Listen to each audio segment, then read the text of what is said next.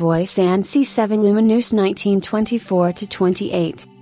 Gabriel Voisin was perhaps France's greatest aviation pioneer. In 1907 he built the first practical aeroplane capable of leaving the ground under its own power, and his Avions Voisin company was the first mass producer of aircraft in the world. But the end of WWI in 1918 brought a halt to Voisin's aviation ventures and forced him to look elsewhere to provide employment for his workforce. After experimenting with motorized bicycles and a light two-seater economy car, Voisin decided to produce an automobile that would be unrivaled for prestige, comfort and speed. Developed for Citroën, from whom Gabriel Voisin purchased the design, the resulting night sleeve valve-engined 4.0-liter Voisin M1 appeared in 1919.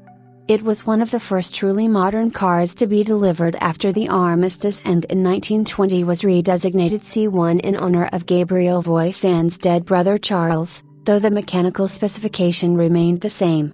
A special version took part in speed trails and hill climbs to demonstrate the speed and economy of the Voisin chassis, and in 1921 a C1 chassis taken straight off the production line and fitted with a skimpy aluminium body, beat the legendary Blue Train from Paris to Nice by 6 hours. Voisin kept faith with the sleeve valve engine, developing the design himself and extending it to the smaller models in the range. The work of his engineer, Marius Bernard, the first of these small Voisins, was the 1,243cc 8CV-C4 of 1921, which was later enlarged to 1,328cc, C4S, and finally to 1,550cc, in which in CV form it was known as the C7.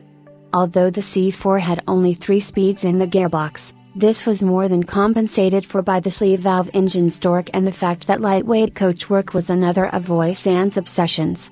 These attributes made the smaller Voisins highly effective competition cars, and one of them was driven by Dominique Lamberjac from Paris to Milan, beating the Orient Express to provide its manufacturer with much valuable publicity.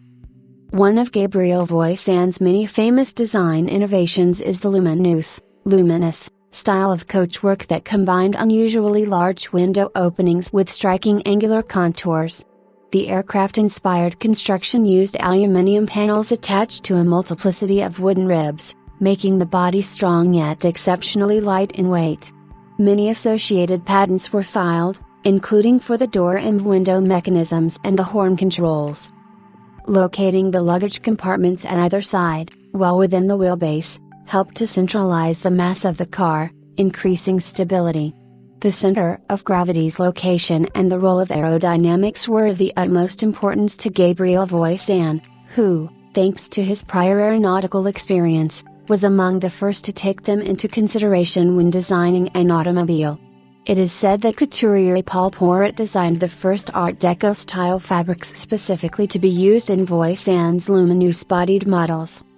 The Voisin's advanced technology, unconventional looks and necessarily high price made them particularly popular with royalty, artists and other celebrities.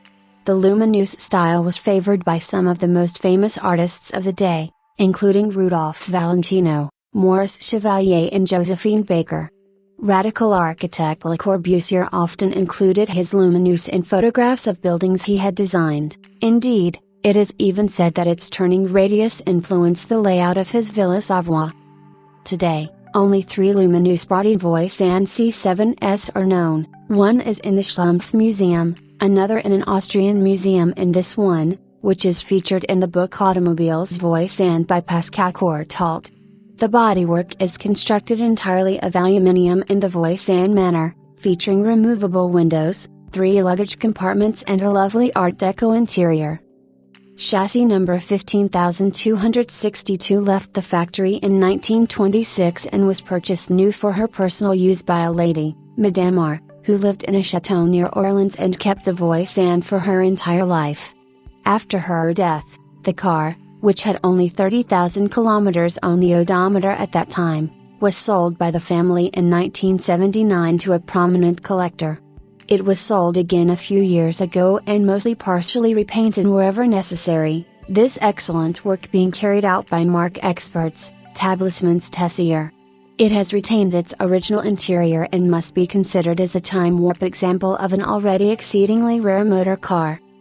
A rare survivor of a marque responsible for some of the most original cars of all time, this rare and completely original C7 Lumineuse is, in many respects, a perfect automotive expression of its legendary designer and engineer's creative genius.